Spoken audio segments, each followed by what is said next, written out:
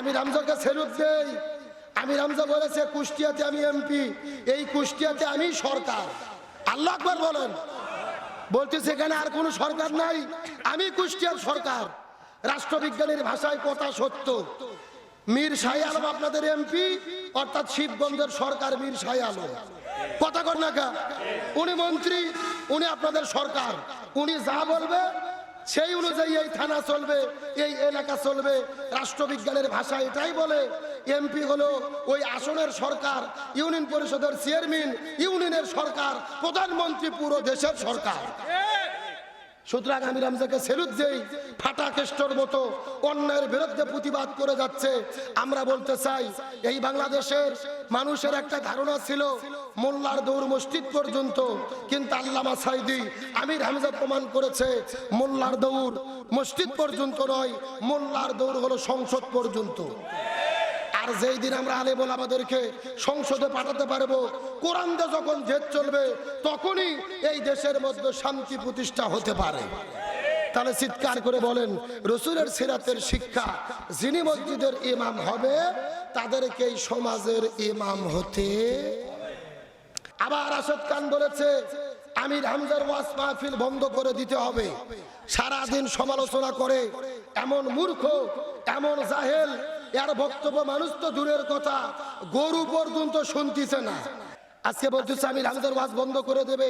আল্লাহর কোরআন বলতেছে অকালাল্লাযীনা কাফারু লা তাসমাউ লিহাযাল কোরআন, যারা কোরআনের ওয়াজ বন্ধ করে দিতে চায় এরা হলো আবু জেহেলের উত্তরসূরি কাফের সম্প্রদায়। গত 17 বছর আওয়ামী লীগ সরকার তাফসীর করতে দেয়নি, আলেমদেরকে জেলবন্দি করেছে।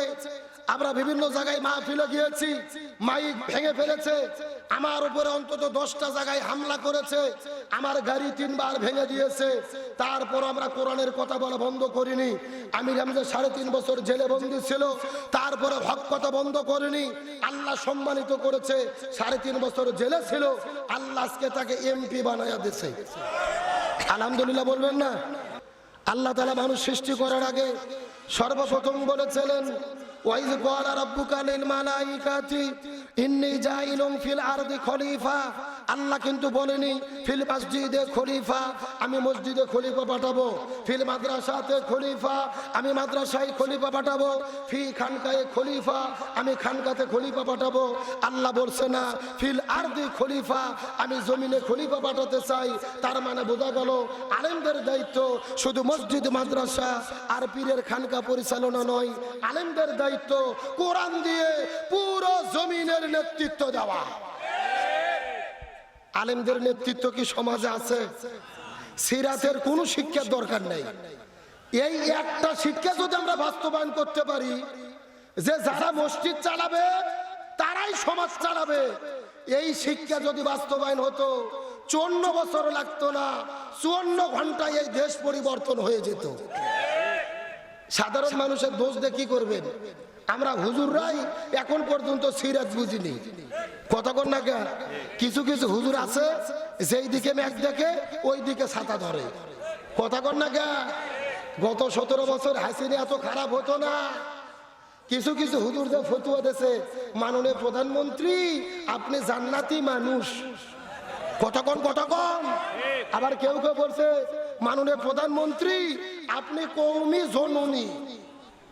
যখন যেই দল ক্ষমতার থাকে তাদের তেয়ালার পাম বাঁধতে থাকে, এরা মসজিদ মাদ্রাসা পাইয়ে খুশি। এই বাংলাদেশের প্রত্যেকটা আলেম যদি বলতো মসজিদের ইমামদেরকে সমাজের ইমাম হতে হবে, এই দেশে আর কোনো দুর্নীতি চাঁদাবাজি চলতো না। তাহলে সিরাতের প্রথম শিক্ষা, যিনি মসজিদের ইমাম হবে তাদেরকেই সমাজের ইমাম হতে। আমার বন্ধুগণ, মুসলমান ভাইরা গভীর মনোযোগ লক্ষ্য করুন। কোন দিকে নজর নাই, কোন দিকে তাকাতাকি নাই। কোরআন থেকে চুম্বক কিছু কথা বলার পরে বিদায় নিয়ে চলে যাওয়ার চেষ্টা করব। আমাদের নবীজি জমিনের ভেতরে শান্তি প্রতিষ্ঠা করার জন্য 17 বছর বয়সের ভেতরে এই জমিনের মধ্যে একটা দল গঠন করেছিল, যে দলের নাম হলেন হিলফুল ফুজুল। কি নাম বললাম? কথাটা সুন্দর করে বোঝার চেষ্টা করেন। হিলফুল ফুজুল নামক দলটা গঠন করার পরে 17 বছর থেকে শুরু করে 40 বছর পর্যন্ত নবীজি 23 বছর ধরে চেষ্টা করেছে এই জমিনের মধ্যে শান্তি কায়েম করার জন্য। কিন্তু দুর্ভাগ্যজনক ব্যাপার হলো নবী 23 বছর ধরে চেষ্টা করার পরেও এই জমিনের ভেতরে শান্তি কায়েম করা সম্ভব হলো। এ মুসলমানেরা কথাটা ভালো করে বোঝার চেষ্টা করবেন। নবীজি 23 বছর ধরে চেষ্টা করেছে, কিন্তু জমিনের ভেতরে শান্তি কায়েম করা সম্ভব হলো না। কিন্তু নবীজির বয়স যখন 40 বছর হয়ে গেল, আল্লাহ নবীজির উপরে যখন কোরআন নাজিল করলেন, নবীর কোরআনের দাওয়াত দেওয়া শুরু করে দিল। এই কোরআন যখন জমিনের মধ্যে বাস্তবায়ন হয়ে গেল, নবীজি কোরআন যখন জমিনে বাস্তবায়ন করলেন, এই জমিনের মধ্যে শান্তি প্রতিষ্ঠা হয়ে গেল। নবীজির জীবনটাকে দুই ভাগে ভাগ করার চেষ্টা করেন। নবুয়ত পাওয়ার আগের হলো 23 বছর, 17 থেকে শুরু করে 40 পর্যন্ত। আবার নবুয়ত পাওয়ার পরের হলো 23 বছর, 40 থেকে শুরু করে 63 বছর পর্যন্ত। নবীজি প্রথম 23 বছরে চেষ্টা করলো, কিন্তু শান্তি কায়েম হলো না। কিন্তু পরে 23 বছরের ভেতরে নবীজি কেন শান্তি কায়েম করতে পারলো? এর পেছনে কারণ হলো আগে 23 বছরে নবীজির দল ছিল, কিন্তু নবীজির দলের ভেতরে আল্লাহর কোরআনের সংবিধান ছিল না। কথা কি বোঝা গেছে? এ ভালো করে বোঝেন। আপনার আমার মতো 2 টাকার ছুটকে ফাটকে হুজুর না, এলাকার তেল তেলা গোয়ান্দার নেতা না, স্বয়ং বিশ্ব নবী তার দলের দ্বারা 23 বছর চেষ্টা করেছে, কিন্তু জমিনে শান্তি কায়েম করতে সম্ভব হয়নি। তার কারণ তখন নবীর দল ছিল, দলের সংবিধান আল্লাহর কোরআন ছিল না। তার কারণ কোরআন তখন নাজিলই হয় নাই। কিন্তু 40 বছরে যখন কোরআন নাজিল হলো, নবীজি কোরআনের দাওয়াত দেওয়া শুরু করলেন। ওই কোরআন জমিনে বাস্তবায়ন হয়ে গেল, এই জমিনে শান্তি প্রতিষ্ঠা হয়ে গেল। তার মানে বোঝা গেল, এ শিবগঞ্জের মুসলমান, স্বয়ং নবী যদি তার দলের দ্বারা কোরআন ছাড়া ওই জমিনের ভেতরে শান্তি প্রতিষ্ঠা করতে না পারে, আজকে বাংলাদেশ সহ তাম পৃথিবীতে যত রাজনৈতিক দল আছে শান্তি কায়েমের জিকির করতেছে, ওই সমস্ত দলের দ্বারা এই জমিনের ভেতরে শান্তি কায়েম সম্ভব হবে না, যেই দলেরা আল্লাহর কোরআনের সংবিধান দিয়ে পরিচালিত হয় না। কথা কি ক্লিয়ার না ভেজাল আছে? কোরআন ছাড়া জমিনে শান্তি আসবে? স্বাধীনতার 54 বছর পার হয়ে গেছে, এক দল এসেছে আর এক দল বিদায় নিয়ে চলে গেছে।